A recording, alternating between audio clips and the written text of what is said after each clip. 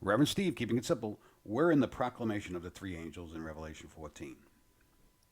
Now, if you know about this and you read about this, this is basically God's timeline of what's going to happen.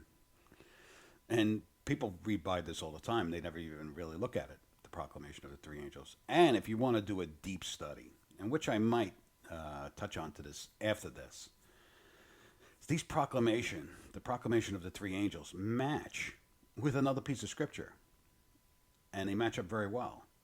And if when you read it and you read them together, they match up perfectly. And that is Revelation 14 and Revelation 6, the four horsemen of the apocalypse. The three first horsemen are the same as these proclamation of the three angels. The gospel's proclaimed. Many believe the first horseman is the Antichrist. But I don't believe that, because when you read it, it's proclaiming the gospel. He's got a crown and he's going to conquer. There's only one person that's going to conquer, and that's Jesus Christ. He's going to conquer.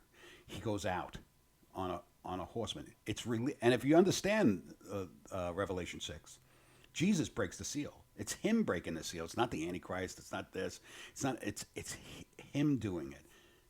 This here is the angel proclaiming the gospel, the good news. It's the same thing. This writer is proclaiming victory through Jesus Christ. Like I said, I've heard many teachings that it's the Antichrist going out upon the world to conquer the world. No, I don't believe that. The Antichrist, I think, is the second seal, which is not the second seal would be the red horse. That is what we're going to be talking about next, and it matches perfectly with the fall of Babylon. And if you read the proclamation, which we're going to read right now, the proclamation of the second angel is the fall of Babylon. Now, I take the book of Revelation like a layer cake. Many of us read it, think it's one story after another, and then the end comes. No, this is one story told different ways.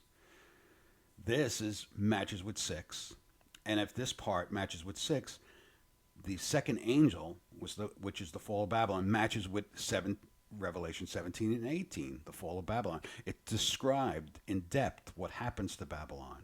Here it just generally says Babylon is fallen in sequence after the gospel is preached. I hope that's not confusing, but let's get into this real quick. And there followed an angel saying, Babylon is fallen the great city, because she made all nations drink the wine of the wrath of her fornication.